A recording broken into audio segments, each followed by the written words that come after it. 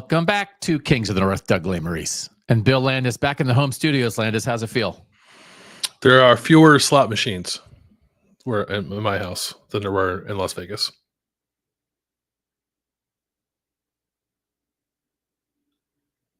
Shouting at us potentially, which is like shouting nearby, as we had with some of the other people on Radio Row in Vegas. So it's good. It was great to be in Vegas, but it's good to be back. Mm-hmm. Very much so. Very much so. All right. So, but what we are going to do, we are bringing it from Vegas. Some of the discussion today, it's what we picked up, what we learned from the conversations at Big Ten Media Days. We do have 3 of our Northern teams that we didn't get to do sort of our record prediction thing and our evaluation of what we learned in Vegas that we were doing with everybody else. So we'll do that with Iowa, Michigan State, and Purdue today, which we did not get to do with everyone else. But one of the things that we came away from, Bill, after talking to players, coaches, other media members in Vegas, was we became intrigued by the middle of the Big Ten. Is that fair to say? By the depth, potentially, of the Big Ten?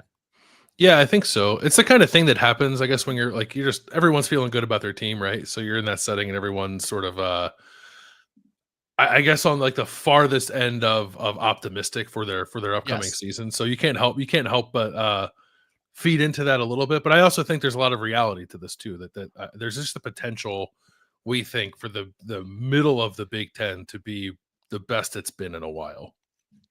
So we don't want to be smoke blowers here, do we? Do we want? Come on, we don't want to be. No. Are we smoke? No, come on, no. We fight the perception battle on behalf of the North when we think it's justified.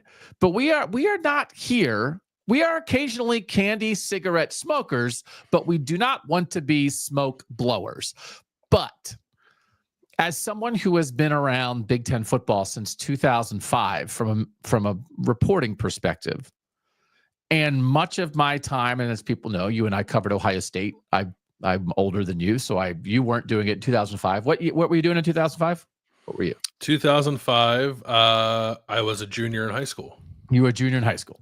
And that was my first year covering Ohio State. But there was this time where you would look around the Big Ten and sort of be waiting for other teams to step up, right? And certainly there was a period there where Brett Bielema and Wisconsin were that kind of program. We know the struggles that Michigan had during the Rich Rodriguez and Brady Hoke eras. There certainly was a time when Mark D'Antonio and Michigan State stepped up, but you would look around sometimes and think to yourself, who else? Who else?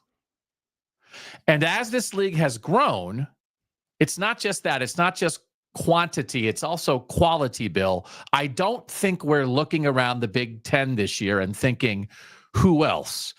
You're thinking more, there are multiple options to jump up. Which one do I like more?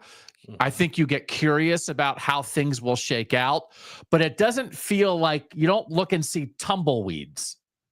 It's like, oh, yeah, there's Ohio State and Penn State and Oregon, and then tumbleweeds. It's not tumbleweeds for the rest of the conference beyond the top 3. No, there's a couple things there, right? It's like the Indianification of things. Like we just sort of become more open-minded to teams doing that. The transfer portal and the team's abilities to revamp their rosters and just add impact players in a way that wasn't available to them 5 years ago certainly contributes to that. So no, I don't look there and see tumbleweeds. I think there's a clearly defined like set of national title contenders in the Big Ten, and we'll talk about like sort of those tiers. But I think you can also look at the Big Ten and then look at like some of the schedules for those national title contenders and find games that could potentially be landmines on the way to trying to chase a national championship, just in a way that I don't think has always been true of the Big Ten. There were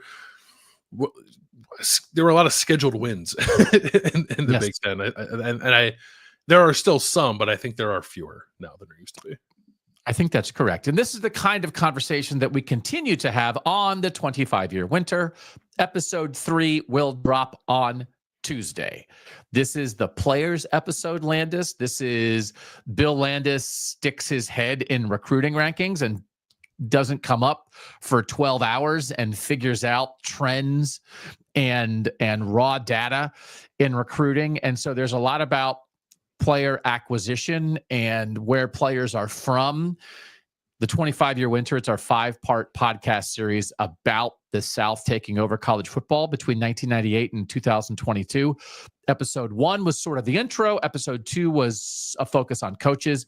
Episode 3, dropping on Tuesday, July 29th, will focus on players. And then episode 4, dropping on Thursday, July 31st, will focus on attitudes and how the way regions and conferences thought differently about the sport affected how their teams played differently. But you did a lot of work, especially, I mean, we both did a lot of work for all this stuff, but you really dug in on numbers for the players episode 3. You're fired up for the people to listen to it. Yeah, a lot of data in there. Talk a little bit about Joe Burrow. Talk about some big time northern recruits who went south, that kind of thing. So it was, again, this whole project has been fun, but especially for me, like I wasn't covering college football for a lot of this time. So like I'm actually kind of experiencing some of these stories that we're sort of retelling for the first time. Yeah. So you guys can look for that on Tuesday. Again, that is it is audio only, but it is available on YouTube. It's available on podcasts, wherever you listen to Kings of the North. Our tiers in the Big Ten. We have to define this in this episode before we discuss it. 3 teams in tier 1. And it's teams, not programs. This is a 2025 discussion. This is not over the next 5 to 10 years. This is just this year. Defending national champion Ohio State. Oregon, the only undefeated team in the regular season last year. Penn State, the preseason favorite in our KOTN poll. National semifinals last year. A pretty clear top 3. I'm not sure that there is anybody watching or listening to this, Bill, that would dispute that. We didn't go out a limb making tier 1. No, I think that's pretty obvious that is the top tier for the Big Ten this year. Yeah. And so then what we are going to discuss is this second tier, and we must define it first. We have 8 teams in what we believe to be tier 2. And I think that the way that we can discuss this is tier 1 is expected to make the playoff. Tier 2 is could make the playoff.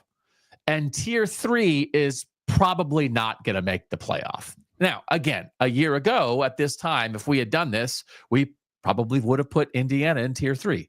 So this is not, it's just, and Adam Rittenberg, we have an interview with Adam Rittenberg is going to be part of this, talking with him a little bit about Big Ten depth. Adam Rittenberg and I got in a friendly Twitter conversation over the weekend about preseason polls. The interview coming up, he mentions preseason polls, and then it's the same thing that he mentioned on Twitter. And in the interview, I was like, do I want to start a thing right here in the middle of this interview? Do I want to have a fight with Adam Rittenberg about preseason polls? And I was wearing a sports coat, so I didn't. And then on Twitter, I'm just sitting around like in a One Direction tank top, just like letting it all hang out. And then I was like, let's fight. So then we fought on Twitter. So we might have Adam back on to talk about that. Producer Mike was like, should we have Adam on to talk about the preseason poll fight that you had on Twitter? But the other thing that I would like to mention is Bill is tired of Doug poll talk and does not want this to turn into POTN, polls of the North. It's like, we get it. Doug likes polls. Can we talk about ball? So we did not foist upon you, Landis, a 25-minute Rittenberg Lesmerises fight over preseason polls. I'm glad that my thoughts were coming through in the Slack chat, even though I didn't actually say anything. Your silence was deafening. Mike was like, hey, should we have Rittenberg on? And Bill was like, So anyway, I just vowed. I said, I'm going to do preseason polls until I'm dead. So you can't stop me. Yeah. So and Bill's like, great. Just do it. Levi, hey, thanks for Levi jumping in the YouTube chat to say they are enjoying 25-year winter. So really, really appreciate that. And thank you to everybody for listening to that. All right. 8 teams. Do you think, Bill, there is a much dispute about these 8 teams we're going to reveal as our tier 2 in the Big Ten? No, I don't think so. Because we had a conversation about Michigan while we were in Vegas about like how to exactly characterize that program. And I think there's a more holistic sort of like wider range who are the top tier teams in the Big Ten. But I think for this season, it makes sense to have Michigan where it is here. And then I don't think even Illinois, with all the expectations it has, I don't think anybody's saying like Indiana must make the playoff this year, or excuse me, Illinois must make the playoff this year, right? So, no, I think these all make sense. Yeah. So this is reflective a bit of betting line win totals. This is reflective a bit of playoff odds, but it's also like what we think. So, Mike, our 8 teams, this is our middle: Michigan, Illinois, Indiana, Minnesota, Nebraska, Washington, Iowa, USC. And we do have to talk about USC because it's a Big Ten conversation. So like we had, there are times on Radio Row in Vegas where I just wanted to shout at USC and UCLA, like, why are you here? Why are you here? It's like Nico. Everybody was excited to talk to Nico. We were like, we're good on Nico. But anyway, USC from a Big Ten perspective is in this conversation. I think, Bill, there's probably 2 things here. Illinois and Michigan, both, like Michigan for what it is as a program, 2 years away from a national championship. You could argue, like, again, if you want to make an argument for tier 1, and then the expectations and the way people are talking about Illinois, at least the way we have on this show, they're like, man, we really think they're a playoff contender. Could you talk about them in tier 1? And then the other thing is tier 3. There are 7 teams in tier 3. I think it's pretty clear 5 bottom teams in the Big Ten right now. But Wisconsin and Michigan State, with what they've been historically, it's not like they're in perfect shape right now. Mm-hmm. I thought this was pretty clean, 3-8-7.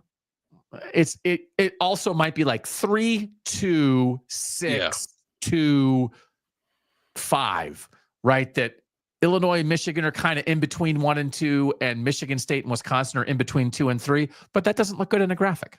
It doesn't look good in the graphic. Yeah, I don't. We should acknowledge, I guess, that the college football apparatus is not talking about Washington and Iowa in the same way they're talking about Illinois right now, right? So, so there's a difference there, and I think there's sort of there can be tiers within tiers, right? I think you probably would, maybe break off the top 2 here, maybe the top 2 of what we have as tier 3, but I also think that, at least for us, like, I mean, we know these teams fairly well. I think like Minnesota, Nebraska, Washington, Iowa, USC, like I can see a world where it happens. Like I don't think we're trying to like wish something into reality that is totally off base. Right. So, and part of it is here, and we're having some good conversation in the chat. It's like what Penn State, Ohio State, and Oregon are laying down right now, like with the expectations of this year, the talent of this year, the success in the recent past that would back that up.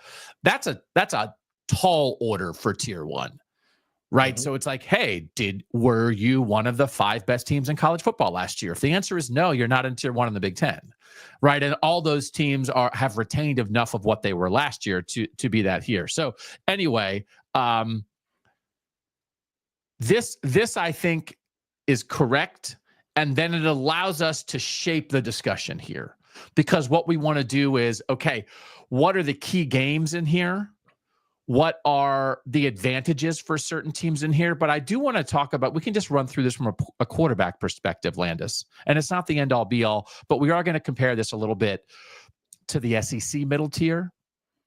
And as I have occasionally shouted about, it's like sometimes the conversation around things like quarterback play on the SEC versus the Big Ten, I think is slanted. Michigan. Opportunity for a very talented young quarterback, and also a veteran option in Mikey Keene. But Bryce Underwood, it's a matter of like when, not if, probably, like you would assume. So, okay, real opportunity at quarterback, but it might take a little time. Illinois, Luke Altmaier, veteran returning quarterback in year 3. Not a ton of those around the country in top programs, in good shape. Indiana, Fernando Mendoza as a transfer from Cal, like unbelievable, should be among the most respected quarterback transfers in the country, right? Mm-hmm. Yeah. Minnesota, if you watch the Minnesota interview, like Drake Lindsay, get on board. Similar to Michigan, right? Obviously not as hyped as Bryce Underwood. 3-star recruit, not a 5-star recruit. He's a second-year guy, not a first-year guy, but it feels like there is opportunity, real opportunity with a young, talented quarterback. Nebraska, kind of in between. Dylan Raiola's played a year, but he is a young, talented 5-star quarterback who's only his second year in college football. Like, real opportunity with Dylan Raiola, right? Yeah. Incredibly high ceiling still. Yes. Yeah. Damon Williams Jr. on the show from Vegas. Second-year player, played some last year. Very high ceiling. Great opportunity with Washington here. And then Mark Gronowski, transfer for Iowa, veteran guy. So, like, you look at this, and then USC, again, it's like, oh, I've got to put USC in those. Jade Maeva was a starter at UNLV 2 years ago and is a good quarterback, right? I think there is and he started like 4 games last year after they got away from Miller Moss. Certainly opportunity for USC, right? Yeah, there's nobody in this group that's like bad at quarterback. I said it long, you said it short. I think I think that the most projection you're doing would be with Drake Lindsey in Minnesota. Yes. The rest actually, I think you're feeling like good to very good.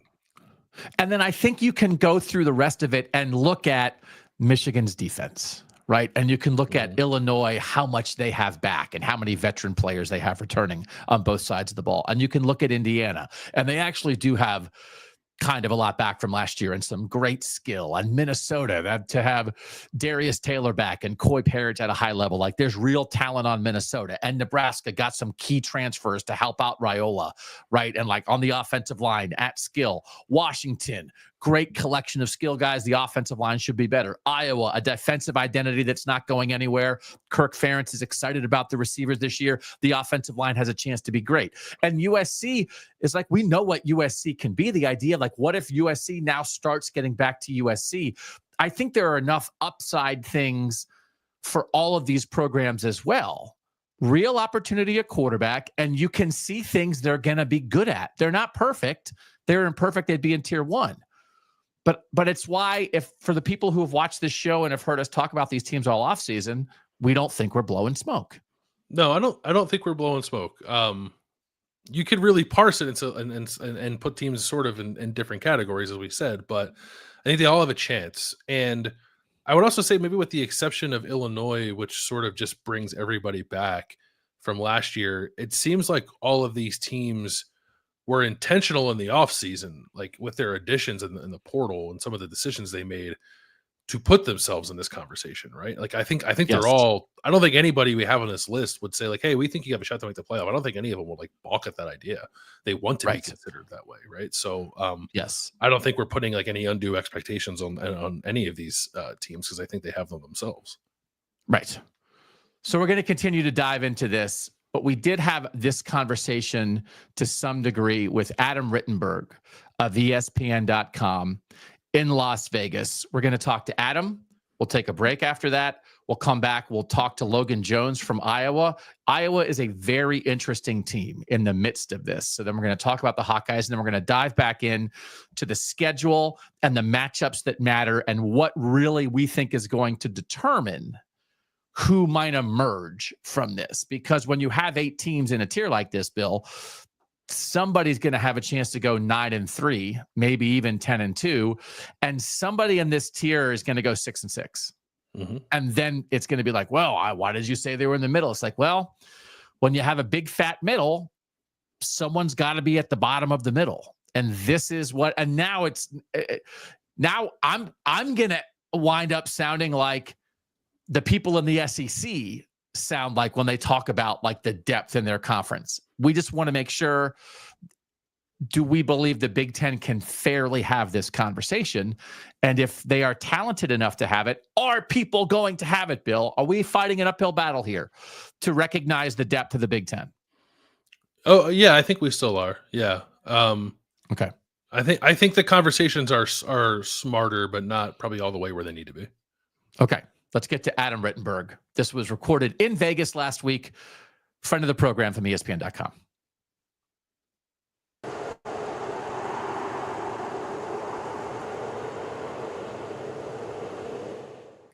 You've been around the Big Ten for a long time. Vibe check on this league?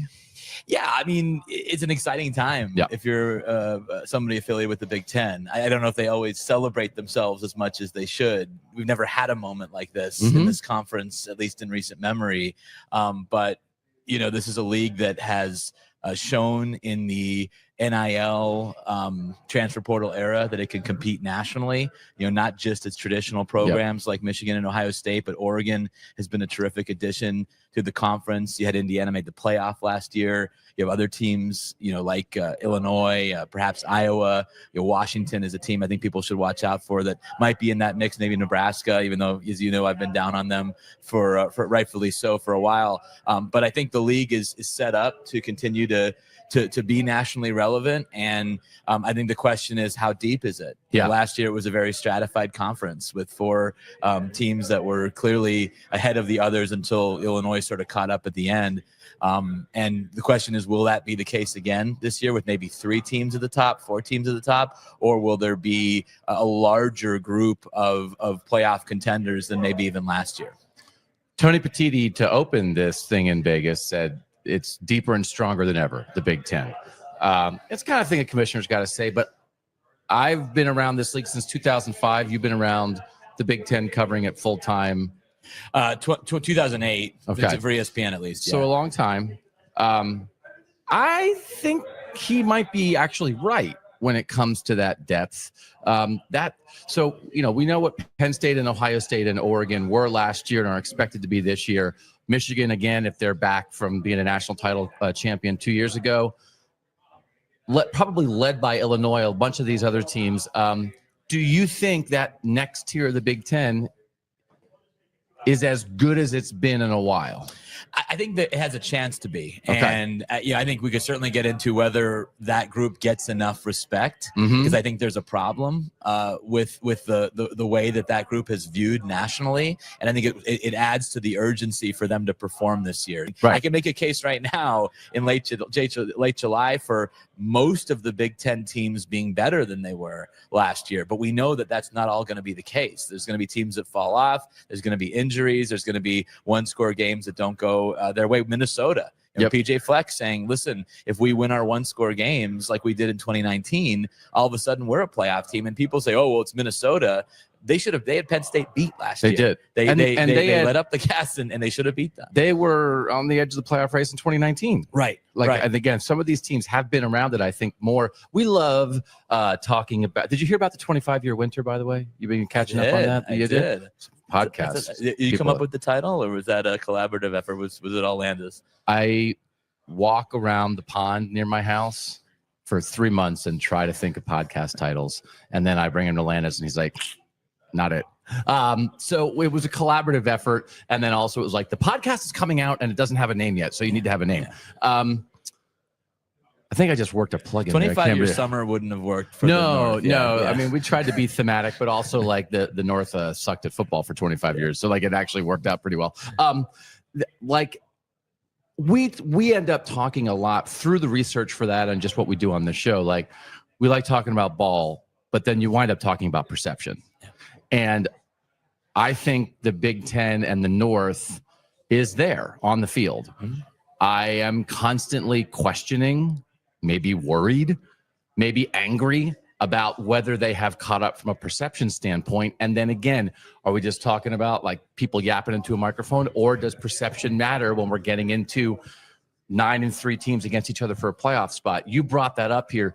Do you think that could be an issue for the Big Ten this year if they've got some 9-3 teams, and maybe some people think that those are pretty good, and maybe other people, including maybe in the committee room, are like, I don't know. Well, I think that's why Tony Petitti has been so adamant that wanting to take it out of the hands of human beings and saying whatever data you use, it's still people making decisions at the end of the day. Yes. People who will look at preseason polls, which are awful. Preseason polls are everyone's, oh, well, you have something to talk about. Well, it matters in the sport, and it matters negatively. I was talking with Matt Campbell and Chris Kleiman at Iowa State and Kansas State, who are going to meet for the Week 0 game in Dublin, Ireland.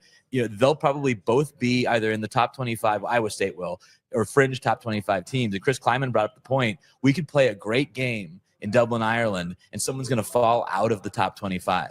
And then you're trying to get back in. I talked with Matt Rule about this a couple days ago. Illinois and Nebraska play a great game. I think it was a Friday night game out in Lincoln. Really competitive game. Both are on the fringes of the top 25. Illinois wins, and Nebraska falls out. and then you're trying to climb your way back in. I think that's what's harder to do in the Big Ten's middle class than it is in the SEC's middle class. And to be fair, maybe those teams have more opportunities to get a signature win and get back in. But the game that fascinates me maybe most within the conference, at least in the first part of the season, until we get to Penn State, Oregon, obviously, is Illinois at Indiana. Because if Illinois can beat Duke, you're gonna be 3-0 going to Indiana, which should be 3-0 because they're not playing anybody in the non-conference. How is that game viewed nationally? Because we can already do the exercise of two teams in the SEC with similar profiles playing in week 4. That's a big game. Like let's just say it's Ole Miss and South Carolina. Yeah, that's a big game. Right. But is Illinois undefeated, winning 10 games last year, preseason top 15, all these returning players at Indiana, which made the playoff, which brings back some really good players, adds Fernando Mendoza. Is that a game we're talking about? I know you guys are talking about it, but is it being talked about on ESPN? Is it being talked about on game days? Is it being talked about nationally the way it should? That game really, really interests me. Now I'm mad again. Now you got me mad. That's why we do this show, because we do think like we can't control the field, but like the perception battle matters. And it's funny. And we've all been talking about the Petiti stuff and the AQ stuff for months now, but like everybody in their own way is mad at the committee because the SEC's mad just about last year. But I do think that the Big Ten in totality being uncertain about winning toss-up battles with the SEC in the committee room based on the history of the 4-team playoff is a very reasonable thing to be wary of. That, like, generally speaking, would we be treated the same way? Would our Indiana-Illinois game be viewed the same way as an SEC game? I think that remains a worthy fear for the Big Ten, which affects their view of it.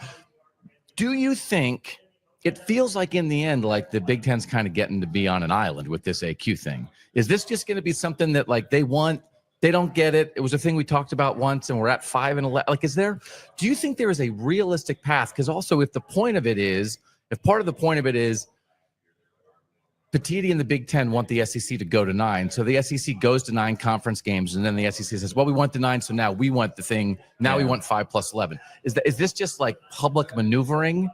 And that's what we're going to get to? Or do you think there's an actual chance that we wind up in an AQ world? Can the Big Ten, like the SEC was on board, then they weren't. Can they get them back? Yeah. Can they sway people?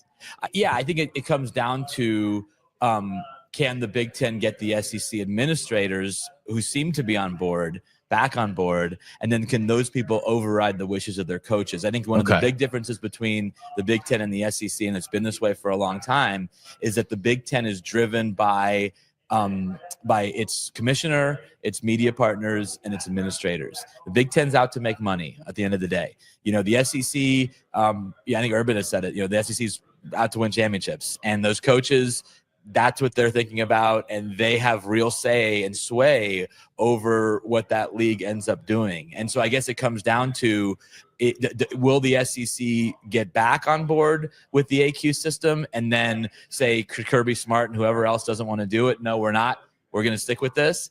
Because if they do, then I think Tony Petiti will be successful. If not, I think he's got to really dig in on what you said, either 9 conference games or I think a CFP requirement that you play 10 Power 4 opponents. And people say, well, not every Power 4 opponent's created the same, and I agree. But at least it's a delineation where everybody in the Power 4 is opted into the out settlement. They should be spending money on their program, on their roster.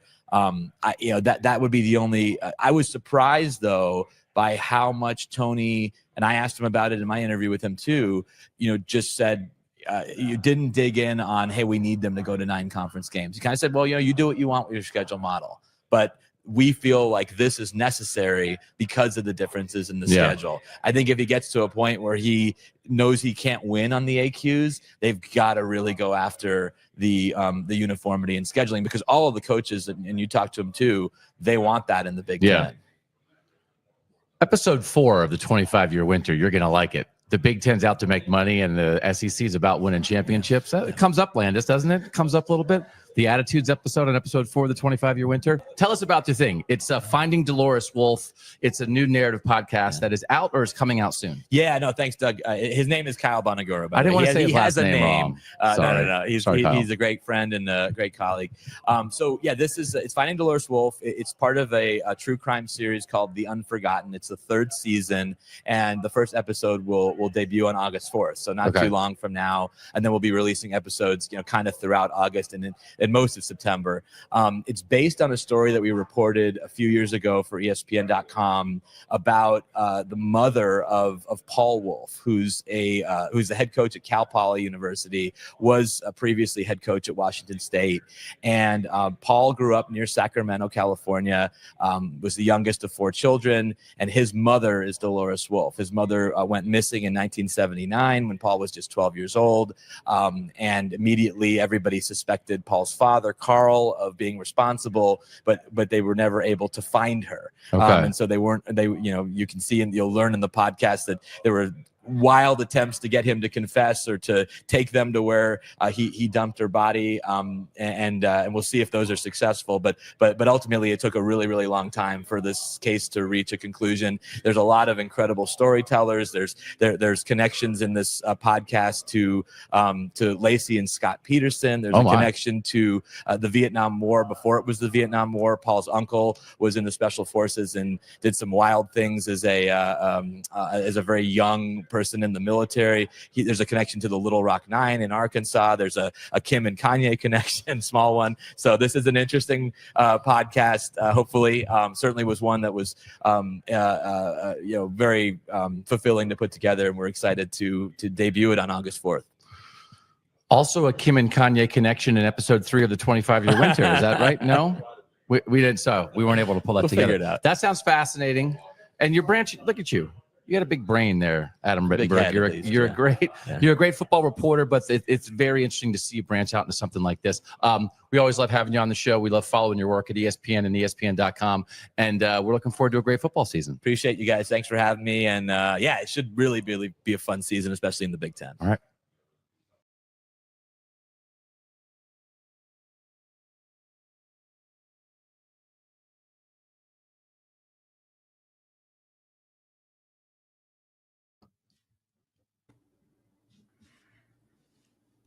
Back on Kings of the North. We admire anybody branching out in the narrative podcast world, right, Landis? It's a fun thing to do.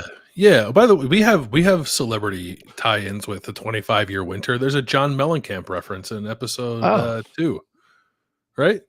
We should have gotten him on.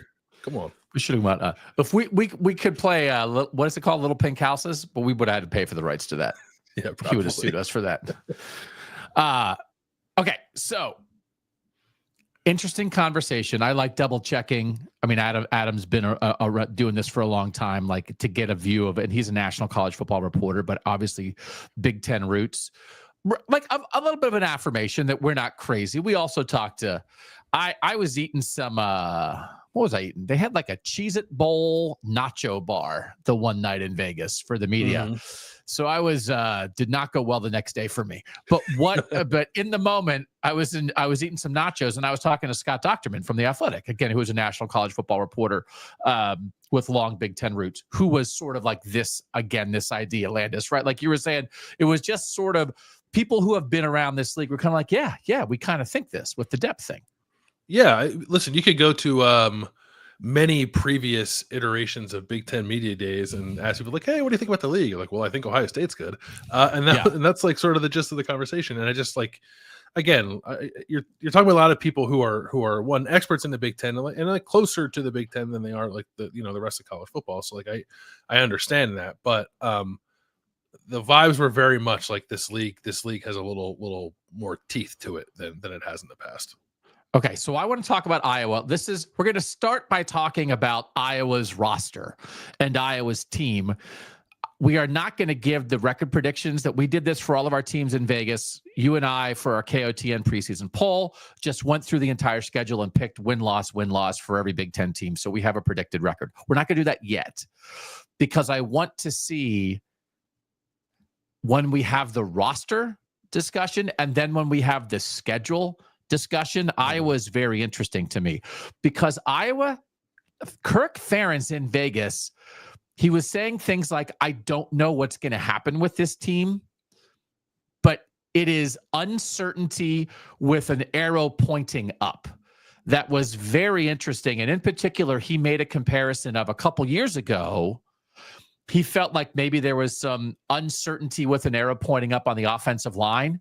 And clearly their offensive line has gotten it back together now. And we'll see that in a conversation that you had with Logan Jones, their center. And he feels that way about their receivers right now.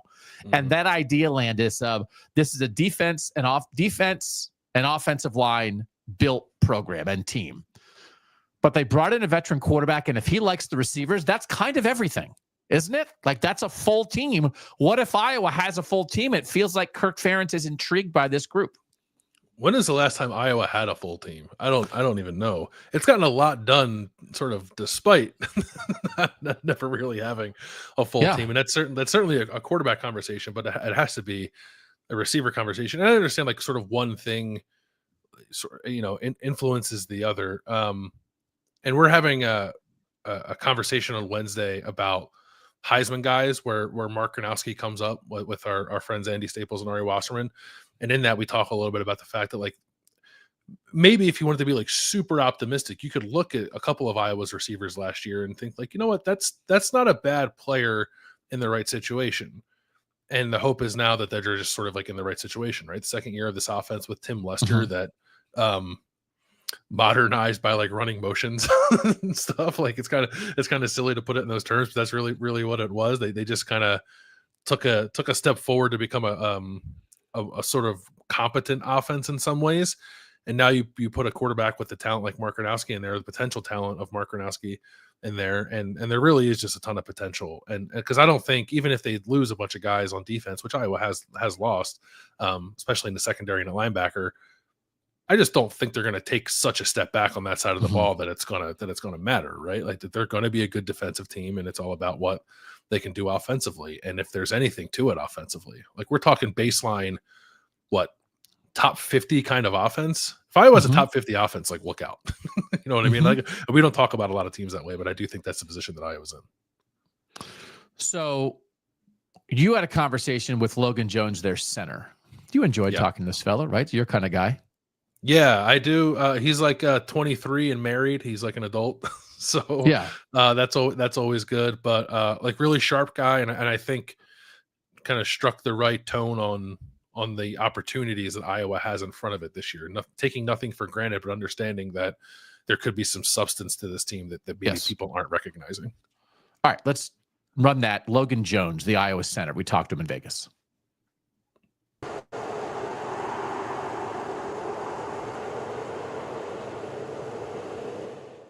Going to put you in a spot right away. Iowa, best offensive line in the country this year? That's what we're working towards. Okay. You got Jennings Dunker, you got some guys moving up in the spots. I saw a thing, PFF. I don't know, you guys don't care about this, but PFF said they had like the sixth best offensive line coming back in college football. I was like, I think that's low. I think it's low. I think you guys could be number one. What you said you're working towards it. What will it take for you guys to get there? Yeah, I mean, it's going to take everything we got, right? We lost a lot of veteran guys last year, so we have some new guys stepping up. So they're going to have to grow up quick, and I think they realize that. But Coach Barnett has done a great job getting them ready. We have some very talented dudes, but I think they know we're not going to win games off talent, and we'll never do that. How we do things is kind of what we build our foundation on. And we have some tough dudes in there. And, if we're going to be the best offensive line in the country, it starts with being the most physical offensive line in the country and dominating whoever we go up against and making sure it's the most physical game they ever play. What do you think this offense will look like sort of around you guys? You're bringing in Mark Gronowski at quarterback. Yeah. Caleb Johnson was an excellent running back last year. He's off to the NFL now. We hope he has a great career. Yeah. Will anything look different about the Iowa offense as you go into 2025? Yeah, I mean, second year with Coach Lester's offense, I think you can see a lot more confidence, right? Guys learning things, especially for, I think, the wide receivers, running backs, because they have a lot more on their plate than we do. I mean, all we got to do is, there's only so many ways you can block inside zone, outside zone, and pass pro, right? But those guys have so many routes and all these combinations and knowing when to do what. I mean, it's just ridiculous. But I think over the past year and a half or so, they've kind of developed a confidence and they're starting to understand. And then the leadership in that room too has grown. So I'm really excited to see them and how they perform. And Mark is going to be a great addition too. Haven't got the chance to see him play yet just with injury and all this stuff, but I know he's excited and amped and he knows how to win. He's won a couple national championships, so I think he's got what it takes, and we're really looking forward to it. How important is that? It is. We were just talking. It's kind of strange. Like, people are so excited about Mark joining your program, and everyone wants to ask you guys about him. And even Coach Farron said, like, we haven't seen him practice yet, so we can't really tell you a whole lot. But we do know, as you said, that he's won a lot. He's won national titles. He's won even individual accolades at the FCS level. To just bring in people with winning pedigrees into a program that prides itself obviously on winning, how much does that help you guys as you look to take another step forward this year? Yeah, we're only going to bring in guys that fit our mold and our culture and our winners, right? And that's exactly what Mark is. You bring in a guy who wants to win, and everything else will follow. If you're worried about these individual accolades, you're never going to be a winner because you're worried about yourself and you're selfish. But the more you win as a team, that's when all that other stuff starts to come, right? So I think, bringing him and his leadership and the role he's played so far, even this summer, not being able to do a bunch of stuff, he's been a great leader for a bunch of young guys because he's willing to watch film and do all these like extra stuff with them. But just having a winner and winning mentality is the biggest thing. You got to act like a winner before you are one. Cade Pieper. Oh, geez. He looks like he has the goods, man. Like, I know he did whatever it was, 100-something snaps last year. I'm watching him throw the bale of hay, whatever he's doing out there. Yeah. I just think he's got a chance to be a really special guard. What are you guys expecting out of him this year? I hope he doesn't listen to this, but he's one of the freakiest athletes I've ever met. You look at him and the way he moves, you wouldn't think it at all. Like, it is just ridiculous. But then he's, freaky athlete, fast, strong, can jump out of the freaking gym.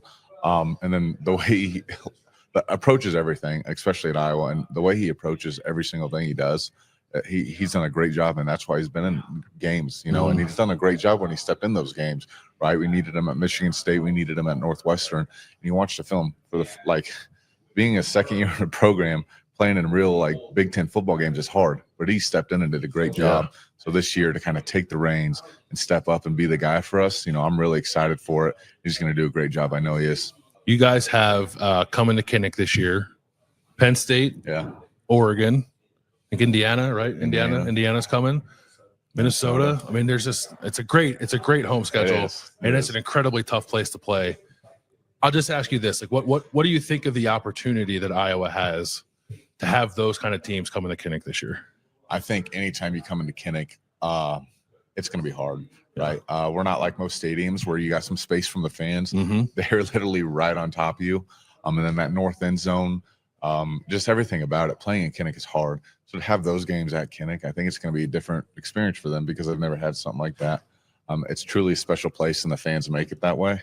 They make it really hard to play, screaming, shouting. I don't know what they're probably doing to the players on the other sideline, but they're not making it easy. But yeah, it's going to be a lot of fun, and I think our fans are pretty amped up for those games. Yeah, we're looking forward to them as well. He is Logan Jones. He's the center for the Iowa Hawkeyes. Thanks for joining us here on KOTN. Thank you. Good conversation. I like that you held yourself back from asking about Cade Pieper for a few minutes. You didn't dive right into your favorite Northern new starter. I wish you could have heard the internal conversation that was happening in my head about how soon I could ask about Cade Pieper. So yeah, I think I lasted until maybe the fourth or fifth question from the total interview.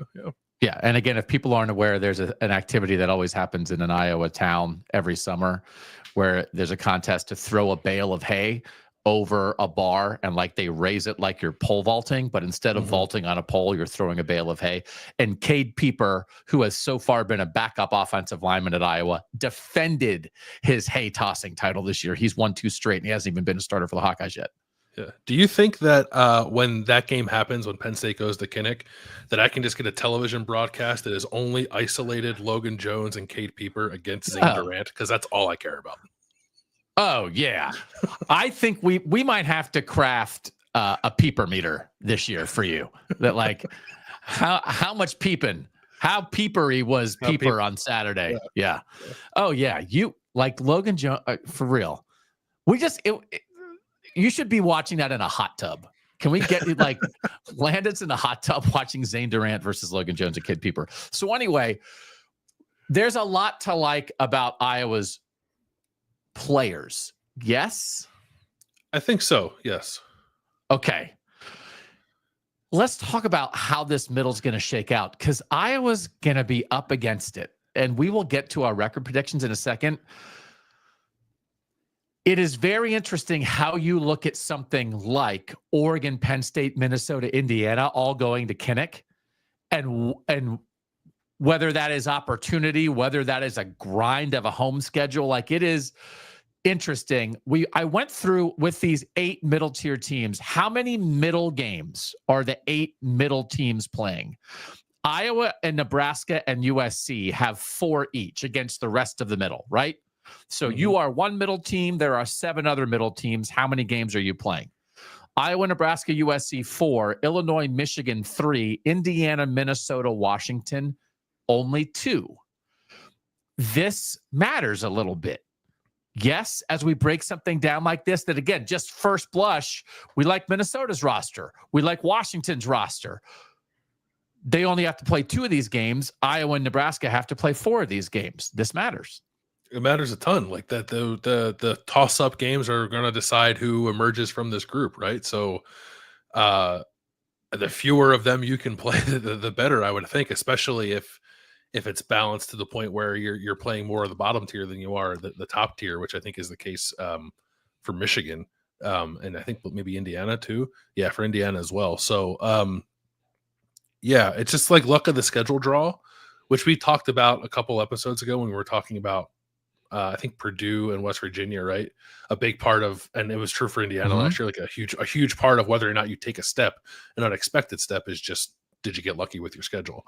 And I would say that if you're playing 4 of these games, you did not. And then Nebraska and USC only play 1 game against the top 3. Iowa plays 2.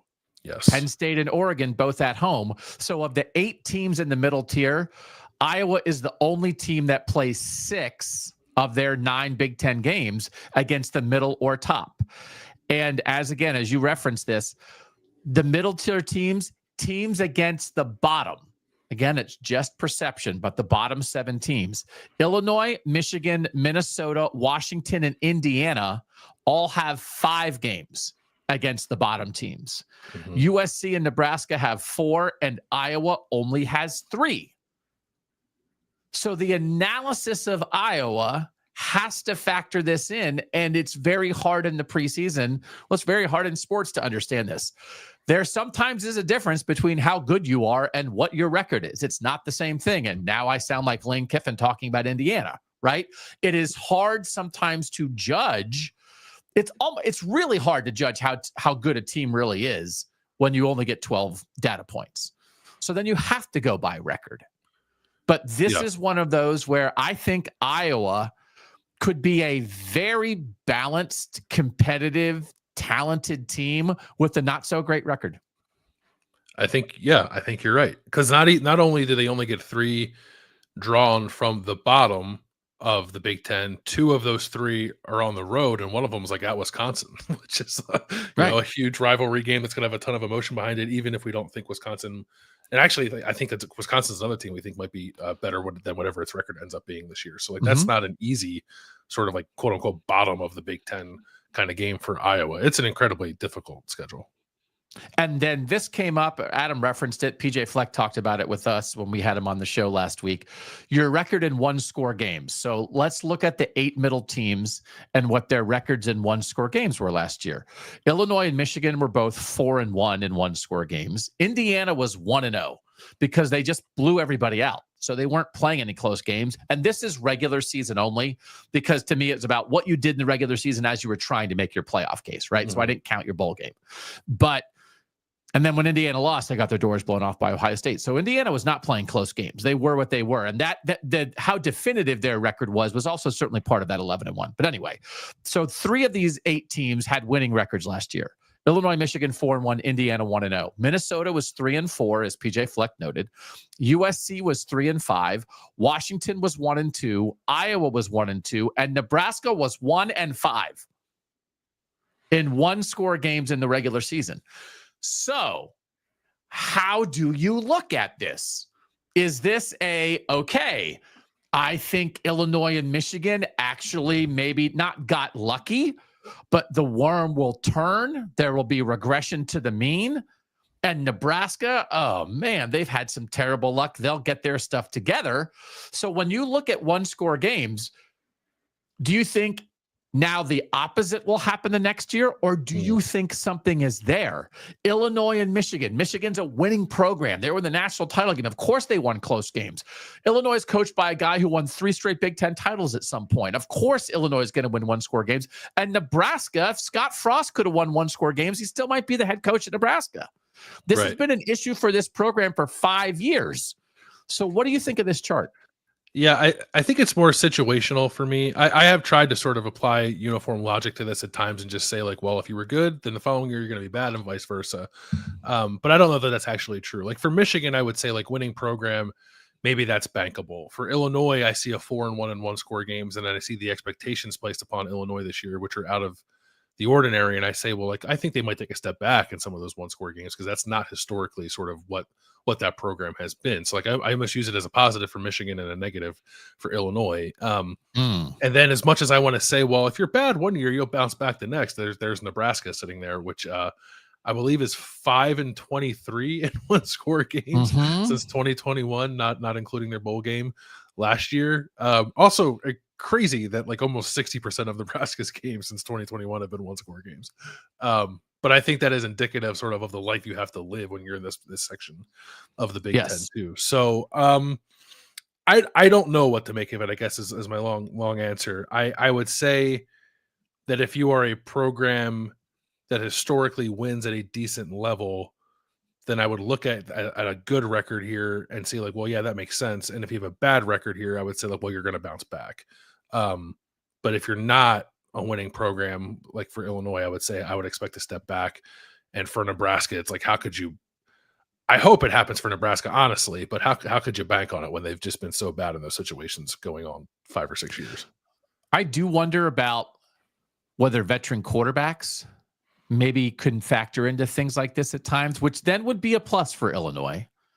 But for instance, Nebraska 1-5 last year. And again, I was at one Nebraska game last year, but I was there when they lost to Iowa on Friday night, on Black Friday, and they controlled that game for the whole game and then lost on a 50-yard field goal in the last play of the game to Iowa. And Dylan Raiola was making mistakes at the end of that game in the face of a tremendous defense as a freshman starter at the end of a long year, right? And it's not to blame, but it's just reality. So, okay, well, like Washington's going to have a young, talented quarterback. Are they going to win one-score games with Damon Williams Jr.? I don't know. Minnesota's going to have a young quarterback. They were 3-4 last year with a veteran in Max Brosmer. Are they going to find a way to win close games? If Bryce Underwood's the guy, is Michigan going to be great in one-score games? But I think it's a little bit of a check mark for Illinois. And let me ask if this matters to you. Brett Bielema, 7 years as a Wisconsin coach, 21-16 in one-score games.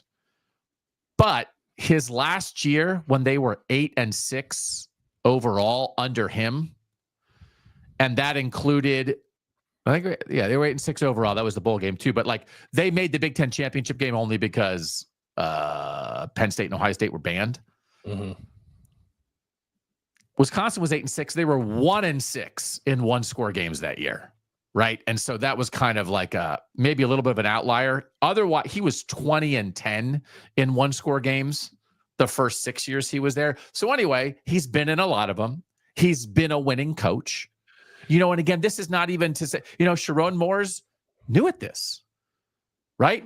I mean, Kirk Ferentz has been around. Like, does it matter that Brett Bielema's been through some Big Ten wars and at times has found ways to maybe win in weird ways? Does that do anything for you? I think it matters some. I don't know. The thing with that, I would say, is Wisconsin, when he was there, was a team like built to do that, right? And I think PJ Fleck might have made reference to this when we were talking to him in Vegas, like that idea of, and it's what Ohio State did against Penn State last year on the road, right? Like, you have the ball back. There's 4 or 5 minutes left. Don't let the other team get the ball. and then we're just going to run it Right. out, right? And that's how that is often like probably the best recipe for winning games like this. I don't know that Illinois this year is quite built that way. I guess we'll see what that offensive line does, but yes, is there value in the experience that Brett Bielema has? Absolutely. I would also want to. We didn't do this because it would take a while, but like to go through all of these individual games and how many of them are like of the variety of like Minnesota's loss to UNC. Or even Nebraska, or no, I guess not Nebraska's loss, but like if you put yourself in a position to win the game with a kick and then you just like miss the kick, that's a little different to me than thinking of maybe like Nebraska's loss at Ohio State last year, a game I was at where it was right there and they couldn't close the door, right? That's a little different. So going through that exercise and seeing of like, well, did you move the ball well enough to win the game and then just miss the kick kind of thing? Like that would inspire more confidence in me for a team to continue to win one-score games this season. Yeah, and it's hard. Like one-score game is just a shorthand. It's like there could be a game that's an 8-point game that came down to the final seconds. There could be an 8-point game that the team that was losing by 15 scored in the last late. 30 seconds. Yeah. It makes it a one-score game. But in a world where you don't have time to go through every box score, it's a shorthand.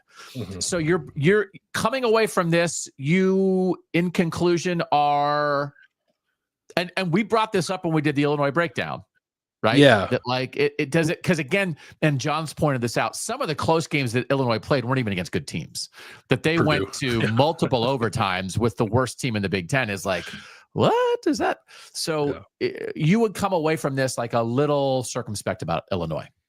Well, I would. We didn't discuss Brett Bielema's record in one-score games though during that initial showdown. So that pulls me back a little bit from just assuming Illinois will land on the wrong side of the coin in one-score games more often than it did last year. So I'm still more of like it's hard to live life on a high wire 2 years in a row the way that they sort of did last year. But if they have a head coach who's sort of well versed in it, that would make me feel a little better about it.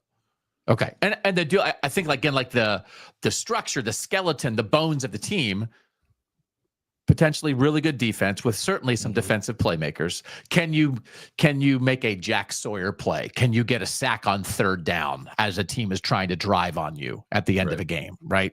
I think they've got guys who can do that, led by Gabe Akis, right? Do you have a guy in the secondary who can make a huge play for you? Do you have a veteran quarterback who can do it? And I think like Illinois' offensive line needs to be a little bit better, but they're all back. So does that feel like that could be an offensive line that, as you said, can you lean on them in the last 4 minutes to run out of clock? Maybe. I think you have a chance to. Yeah. So I think there's some pieces here that could fit. Okay, let's talk about the games. 12 games between the middle, where it's middle versus middle this season. And this is a little bit of a discussion of when they are, how they're perceived. We'll talk about the SEC in a second. I am just super interested to see how college football treats these games. And we're going to find out in week 4. It's a big week 4 for this. Illinois, Indiana, and Michigan, Nebraska in week 4, Landis. And this will be influenced certainly by whether Michigan wins at Oklahoma in week 2, whether Illinois wins at Duke in week 2. It's certainly possible that these could be matchups of 4 3-0 teams here. If they are, will people be like, what a banger weekend. It's moving weekend in the Big Ten in week 4. They can be fired up. Do you think Indiana's going to be ranked in the preseason? Yes, I do. Okay. I think they'll be like 23rd. Yeah. Okay. So as long as Illinois beats Duke, then that'll be a ranked versus ranked game. Michigan, Nebraska, probably not. So I think Michigan will be, if Michigan beats Oklahoma, Michigan will be ranked. But Nebraska probably won't be ranked. Unless they like blow the doors off of Cincinnati in their opener, maybe.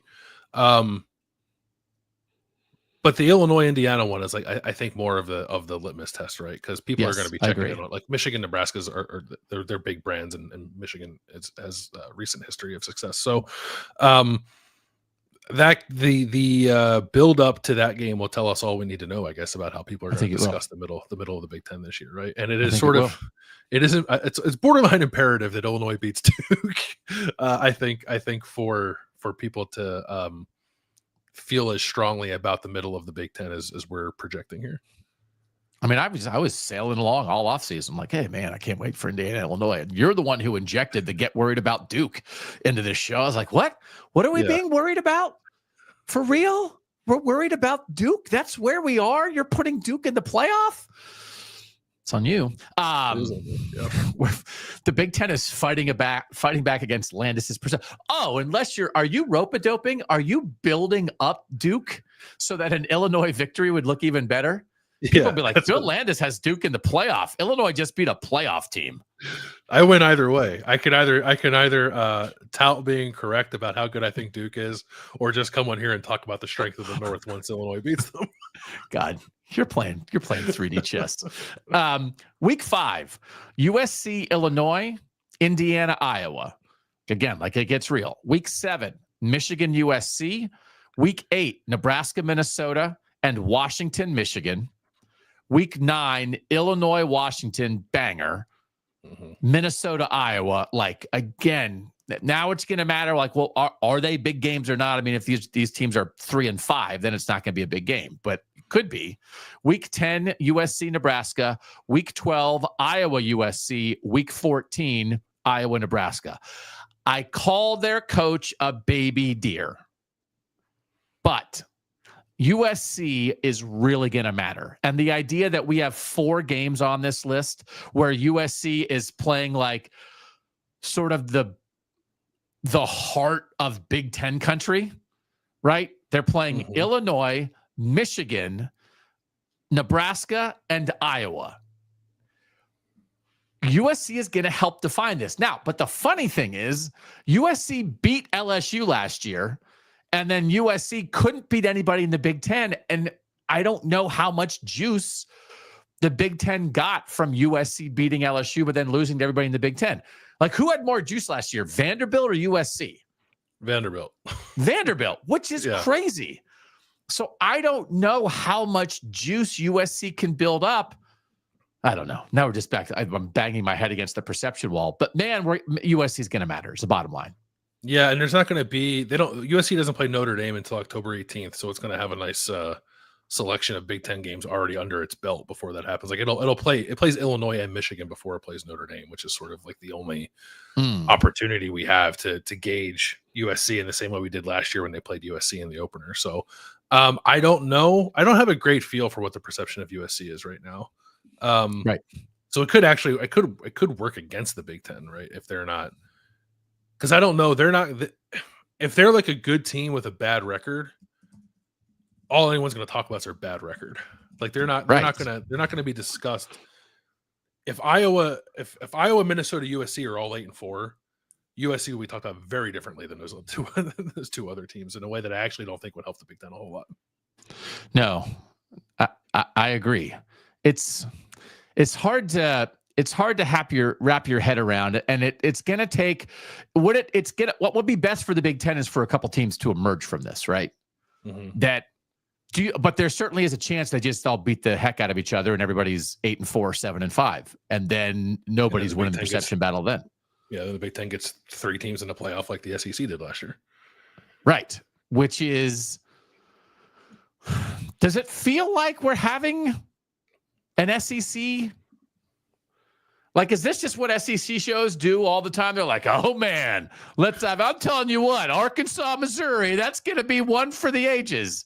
Is that what it feels like we're doing when we're talking about Illinois, Indiana?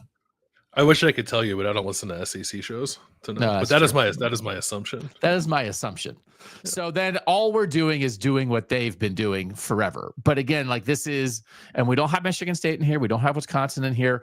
But we're trying to help you understand how this might shake out. And I do think from a playoff race perspective, what certainly will matter is if any of these middle tier programs knock off one of the big boys, right? If Washington beats Ohio State, or if Iowa beats Penn State or Oregon, right? Then all of a sudden they have a trump card in the battle. But I also do think, can I make this prediction? I think a 9-3 team makes the playoff this year. From somewhere. Okay. From somewhere. And that last year, because the one thing that also can happen, Indiana's not going 11-1. and that just with the realities of some of this schedule stuff, even though they're not playing as many middle tier games, I just think that will happen, and it's going to be super messy to figure out. But I think a 9-3 Big Ten team, if they can get enough respect, would have a very competitive argument, assuming that happens. And also, I think it certainly is possible. Do you think it's possible one of these teams goes 10-2? Yeah, I think Nebraska at 10-2. Okay. So I think 10-2, again, with what this middle could be, is a very, very good playoff argument. Yes? Yeah, that a 10-2 team from this group is, I think, almost guaranteed to be in. Yeah. Okay. So let's do our Iowa record prediction now, because I wanted to make sure we did the schedule discussion and the one score discussion before we tried to figure it out. I did this before I double checked all the one score game things and all the full middle of the pack games. Mm-hmm. But when I did my KOTN preseason poll prediction, I have Iowa at 3-6 in the Big Ten. Oh, wow. 6-6 overall, because they have some difficult road trips to places like Nebraska and USC and potentially Wisconsin, as you noted. And then they have these, like, some really good football teams coming to Kinnick. And I know Kinnick is a very good place is a very difficult place to play. But does that mean they're going to beat Oregon and Penn State there? And so if you think they're not going to beat Oregon or Penn State, and then you look at if Nebraska is going to be good and they have to go on the road for that, do they have to make a USC trip? Does something goofy happen? You can get there. Now, if I had to do that again today, I probably would be more like 4-5. Because I do think, just gathering more information about the roster and what Kirk Ferentz is saying about the receivers. But this is a schedule discussion for me that I think that could be the best 6-6 team in the country.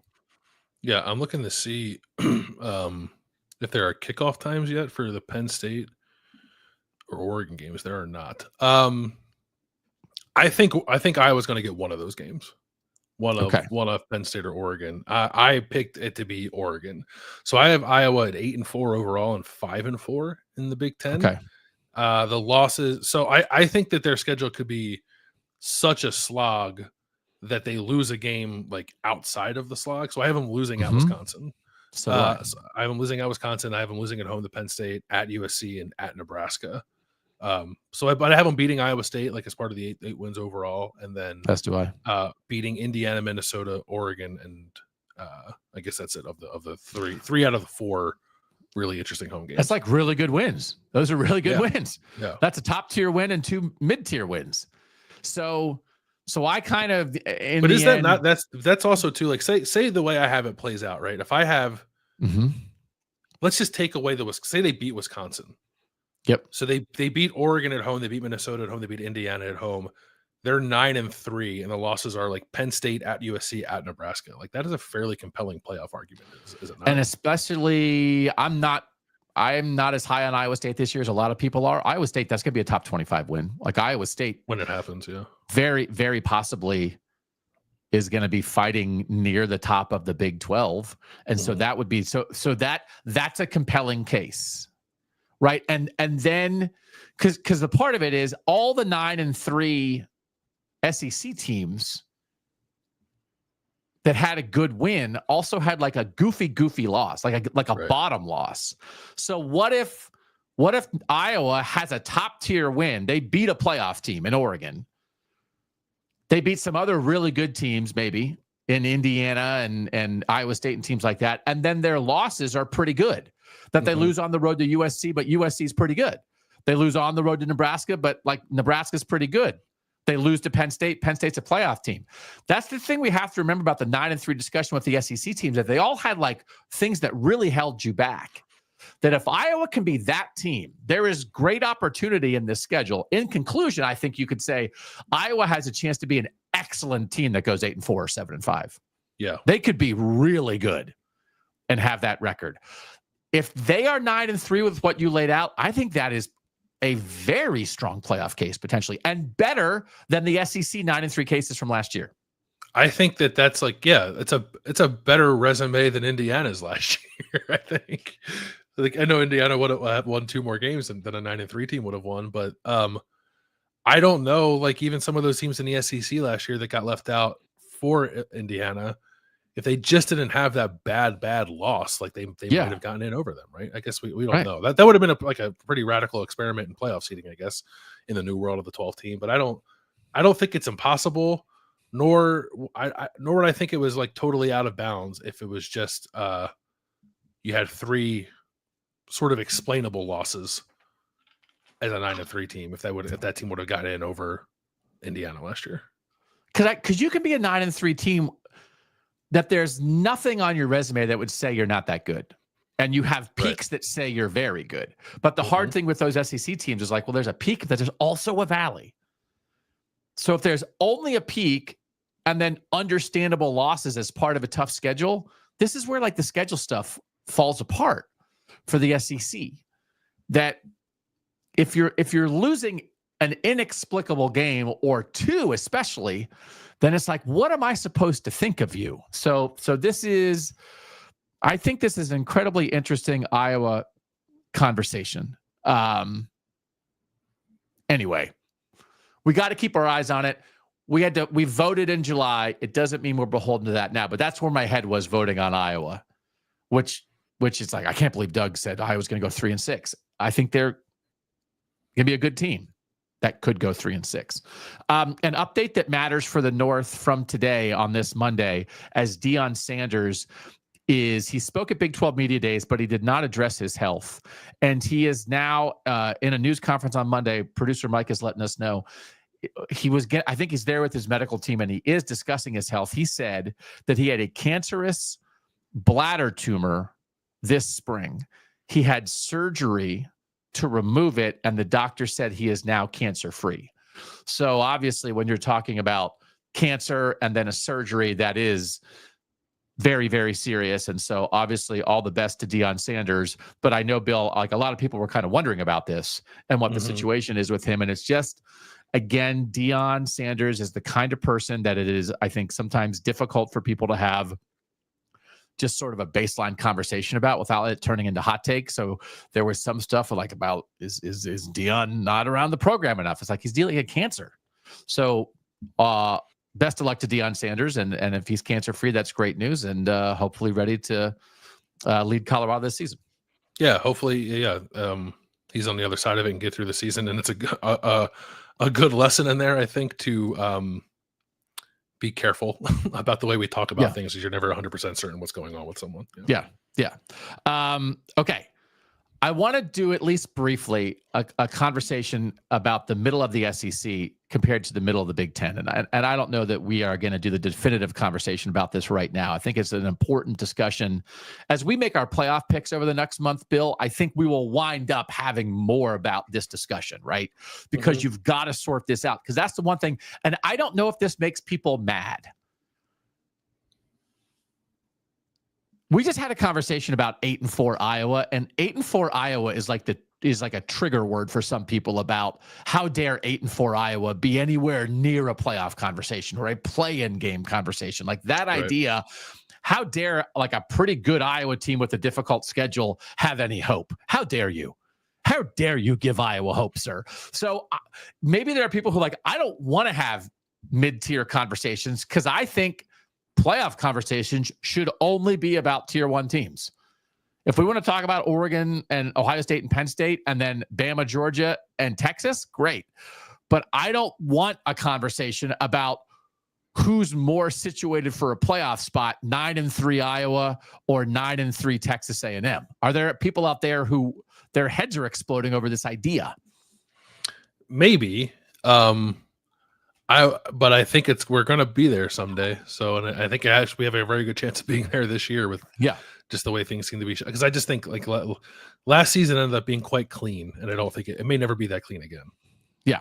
So I think a pretty direct comparison between the SEC and the Big Ten: 3 teams in tier 1 of the Big Ten, Penn State, Ohio State, Oregon. 3 teams in tier 1 of the SEC, Texas, Georgia, Alabama. Again, reflected in preseason win totals, what those programs from a talent standpoint and a success standpoint have been, and also playoff odds. All 6 of those tier 1 teams are minus odds to make the playoff. So do you have any dispute, Landis, with those 3 teams as tier 1 of the SEC?